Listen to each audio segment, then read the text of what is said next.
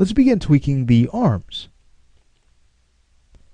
We've essentially come to the last section we need to work on to complete our run cycle. We will spend some time just double checking our work, looking for any areas to correct, and then I'll show you how to translate the run forward. So one step at a time, let's go ahead and show our control objects. We'll grab our global control and bring back the arms. Now before we track arcs here, there are a few issues that we want to clean up. You can see how the arms swing out way too much when we get to our breakdown frames.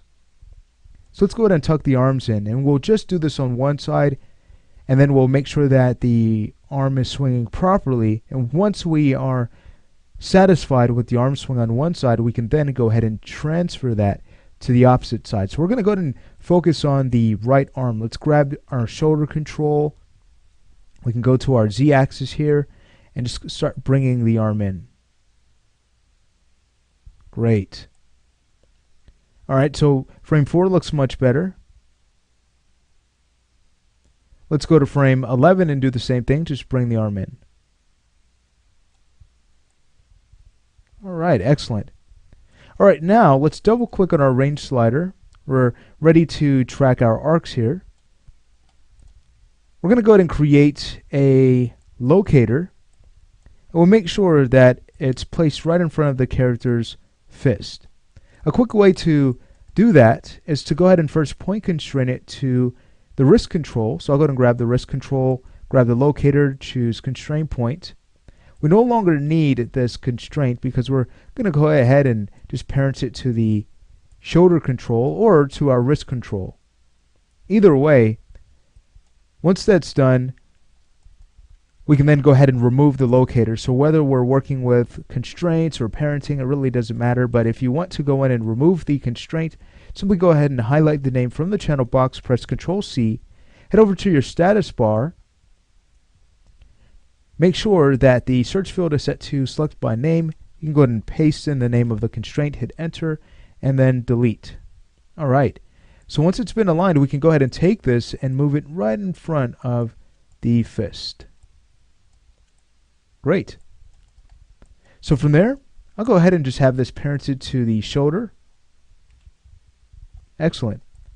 And again, making sure we're viewing our full range, we're ready to create our editable motion trail. Beautiful. Alright, let's go ahead and grab the arm. And we're taking a look at each pose that we have set here, each keyframe we've set, just to make sure that the arm swing will be solid. So let's take a look at frame 1. I'd almost like to take the twist of the arm and just straighten it out by just rotating it in the x-axis. And take a look here, I'm using the channel box. You could also use your gimbal rotation tool by holding down the E key, holding down the left mouse button, and switching over to gimbal, just so we can keep track of the true orientation of this control object. That will help to get our arcs just right. Alright, great. So from there, we'll take a look at our y-axis, and I kind of like the position in the y-axis, so I think we'll leave that. How about the z-axis? Let's take a look. We may want to just bring that arm in or bring it down just slightly, not much at all. Now let's go ahead and transfer this to 15. So we'll middle click on 15 and press Shift E. See how the arc updates. By the way, we're getting this cyclic warning, and that's simply because we're working with the motion trail tool. So that's nothing to be concerned with. Alright, let's go ahead and scroll through. So when we get to our next extreme pose here on frame 8, we'll worry about the breakdown poses later. But when we get to our next extreme, let's take a look at the pose here. Alright, so on the x-axis, I think we could tweak the sight just slightly, just bringing the arm out a bit more, away from the body. Not much. How about our y-axis? Alright, so for the y-axis, I like to go ahead and tweak this just to bring the arm out a little bit more, again away from the body. It's rotated too far back. Alright, great. And what about our z-axis? So for the z-axis, we're going to want to rotate the arm down because it's coming up a bit too high. Alright, great. So that's looking better. Now we're getting a much better swing. You can see how clean it looks. Very fun. Alright, but this doesn't mean we are finished. You can see the arc still needs some work. Alright, so let's go ahead and start to scrub through and figure out where to create a few poses to improve the arc. So as the arm starts to swing back, we actually want the arm to curve in closer to the body, and we'll use the y-axis to do that. So we'll start to just bring it in just slightly.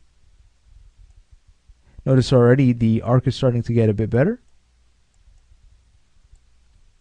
Great.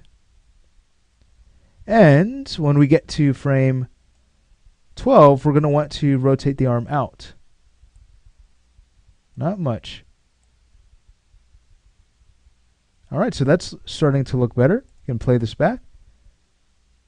Let's go ahead and polish this a bit more by working on some more Z rotation. So on about frame 6, let's say we could go ahead and bring the arm closer to the character's body to clean up the arc here. Alright. And on 13, again, we'll make a tweak where we kind of adjust the arm to improve the arc here. I almost like to go to frame 12 and do the same, just kind of bring the arm down. So you get what we're aiming for, a smoother arc. So even though we've created two poses adjacent to each other, we're doing what we need to get a nice animation.